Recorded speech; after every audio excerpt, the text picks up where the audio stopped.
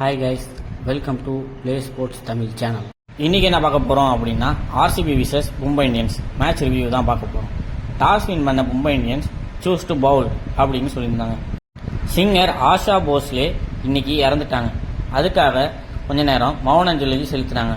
Opening வந்த சால்ட்டும் கோலியும் ஸ்டார்டிங்லேருந்து அடிக்க ஆரம்பிச்சிட்டாங்க. ஃபில் சால்ட்டு ஸ்டார்டிங்லேயே 6-4 அடிக்க ஆரம்பிச்சிட்டாரு. 2வது ஓவரும் 6வது ஓவர் மட்டும்தான் சிங்கிள் டிஜிட்டில் ரன் இருந்துச்சு. அதுக்கப்புறம் பவர் பிளேல எல்லா ஓவருமே டபுள் டிஜிட்டில் தான் போணுச்சு. இன்னொரு சைடு கோலி ஆங்கர் ரோல் தான் ஆடிக்கிட்டு இருந்தார். ரொம்ப ஹிட் பண்ணல. பவர் பிளேல 6 ஓவருக்கு 71 ரன் கொண்டு வந்துட்டாங்க. ஆனால் பும்ரா மட்டும் 2 ஓவர் போட்டு 16 ரன் தான் கொடுத்துருந்தாங்க. சாட்னர் பவர் பிளேக்கு அப்புறம் தான் நல்லா போடுவார்.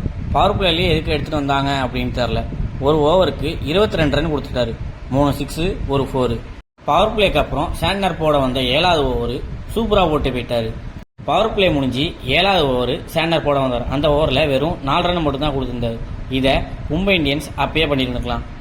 மயக் மார்கண்டே போட வந்த ஃபர்ஸ்ட் ஓவர்லேயே 3 4 1 6 அடிச்சு அவரை அப்படியே ஆஃப் பண்ணிட்டாரு. சால்ட் அடித்த அடியில் மார்க்கண்டேவோட கான்ஃபிடன்ஸே உடஞ்சிருச்சு. செமையா ஆடின சால்ட்டு 25 பால்ல 50 அடிச்சிட்டாரு. சால்ட்டு 36 பால்ல 78 ஆடி அவுட் ஆயிட்டாரு. அதில் 6 6 6 4. 6-4லயே 60 ரன் அடிச்சிட்டாரு. கேப்டன் பட்டிதர் வந்த ஃபர்ஸ்ட் பாலே 4 அடிச்சிட்டாரு. அடுத்த ஓவரில் மார்க்கண்டே போட வந்தார். தொடர்ந்து 3 6 அடிச்சு அந்த ஓவரில் 20 ரன் கொண்டு வந்துட்டாங்க. இன்னைக்கு மார்க்கண்டேவோட கான்ஃபிடென்ட்டை ஃபுல்லாக உடைச்சிட்டாங்க. இன்னொரு சைடு கோலி ஸ்லோவாக தான் ஆடிக்கிட்டு இருந்தார்.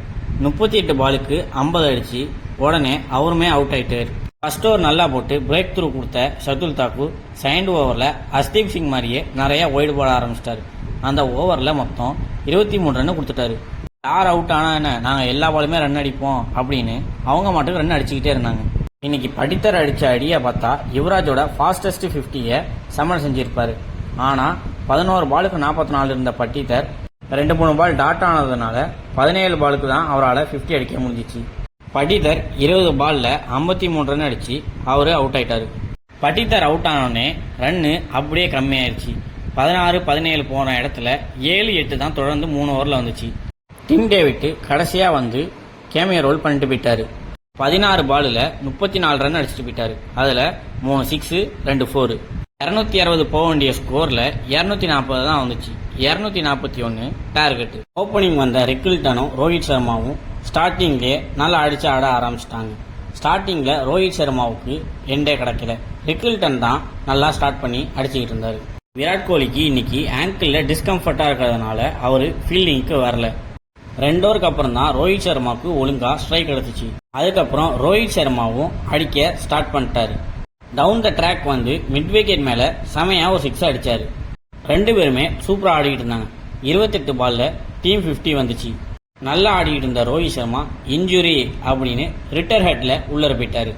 நல்லா ஆடிக்கிட்டு இருந்த ரிக்கில்டனையும் சுயா சர்மா விக்கெட் எடுத்துட்டாரு. அதனால 2 ஓபனர்ஸுமே உள்ளர போயிட்டாங்க. ஆனா ரோஹித் சர்மா எப்ப வேணா வந்து விளையாடலாம். திலக் வர்மா எதுக்கு வந்தாரு, திருப்பி எதுக்கு அவுட் ஆயிட்டு போனாரு அப்படின்னு அவருக்கே தெரியல. ரொம்ப நாளா திலக் வர்மா ஃபார்ம்லயே இல்லை. அப்படி ரன் அடிச்சாலுமே 10 பால் 10, 20 பால் 16 அப்படிதான் அடிக்கிறாரு. அதுக்கப்புறம் பாண்டியா வந்ததுலேருந்து அடிக்க ஆரம்பிச்சிட்டாரு. நல்லா ரெக்கெட் ரன் ரேட்டை கம்மி பண்ண ஆரம்பிச்சாரு. சூரியகுமார் யாதவ் டீசென்டான ஸ்ட்ரைக் ரேட்டில் தான் ஆடிட்டு இருந்தாரு. இந்த ரன் ரேட்டுக்கு அது பத்தாது. பழைய ஃபார்மில் இல்லாத சூரியகுமார் யாதவ் குர்னால் பாண்டியா ஓவரில் அவுட் ஆயிட்டாரு. அவர் 22 பாலுக்கு 33 தான் அடிச்சிருந்தாரு. இன்னைக்கு குர்னால் பாண்டியா ஹேர் ஸ்டைல் மட்டும் செமையா இல்லாமல் பவுலிங்குமே செமையா போட்டு போயிட்டாரு. 4 ஓவருக்கு 26 ரன் தான் கொடுத்துருந்தாரு. மற்ற பவுலர்ஸ்லாம் அதிகமாக எக்கனாமி வச்சிருக்கிறப்ப குர்னால் பாண்டியா மட்டும் 6.50 தான் வச்சிருந்தாரு. ஒரு கட்டத்தில் தனியாக போராடிட்டு இருந்த ஹார்திக் பாண்டியாவும் அவுட் ஆகிட்டு போயிட்டாரு. 22 பால்ல 40 ரன். என்னதான் ரூத்தர்ஃபோர்ட் ஒரு சைடு அடித்தாலும் அந்த ரன்லாம் பார்த்தவே இல்லை. அவர் ஒருத்தர் மட்டும் கடைசியாக என்ன ஆடிட்டு இருந்தாரு. இன்னொரு ரன்ல ஆடுறதுக்கு ஆளே இல்லை. கஷ்டப்பட்டு தனியாக ஆடிட்டு இருந்த ரூத்தர்ஃபோர்ட் கடைசியாக 25 பாலுக்கு 50 அடிச்சாரு. ரூத்தர்ஃபோர்ட் கடைசி ஓவரில் 4 6 அடிச்சு மாஸ் காட்டிட்டாரு. ஆனால் மும்பை இந்தியன்ஸ் வின் பண்ணல. 20 ஓவருக்கு 222 தான் அவங்களால அடிக்க முடிஞ்சிச்சு. இன்னைக்கு ரோஹித் சர்மா மட்டும் ஆடி இருந்தா வின் பண்ணியிருக்கலாம். ரோஹித் சர்மா இன்ஜுரினால உள்ளர போயிட்டாரு. ஆர்சிபி இந்த மேட்ச் ஜெயிச்சதுனால 3rd பொசிஷனுக்கு வந்திருக்காங்க. 4ல் 3 மேட்ச் வின் பண்ணிட்டாங்க. அவங்க நெட் ரன் ரேட்டுமே அதிகமாக வச்சுருக்காங்க. மும்பை இந்தியன்ஸ் 3 மேட்ச் தோற்று 8வது பிளேஸில் இருக்காங்க. சென்னையும் மும்பையும் ஒரே இடத்துல இருக்காங்க. சென்னை நெட் ரன் ரேட்டு ரொம்ப கம்மியாக இருக்கிறதுனால அவங்க 9th பிளேஸில் இருக்காங்க. என்னை பொறுத்த வரைக்கும் மேன் ஆஃப் த மேட்ச் யார் அப்படின்னா குர்னால் பாண்டியா தான். 4 ஓவர் போட்டு 26 ரன் மட்டும் கொடுத்து ஒரே விக்கெட் எடுத்தார். ரூதர்ஃபோர்ட் இன்னும் கொஞ்சம் அடிச்சிருந்தாருன்னா ஜெயிக்க வாய்ப்பு இருந்திருக்கும். அதனால் என்னை பொறுத்த வரைக்கும் man of the match Krunal Pandya தான். இன்னும் 2 நாள் எம்ஐ ஃபேனு ஆர்சிபி சைடு போயிடாதீங்க, ஓட்டியே கொண்டுருவாங்க.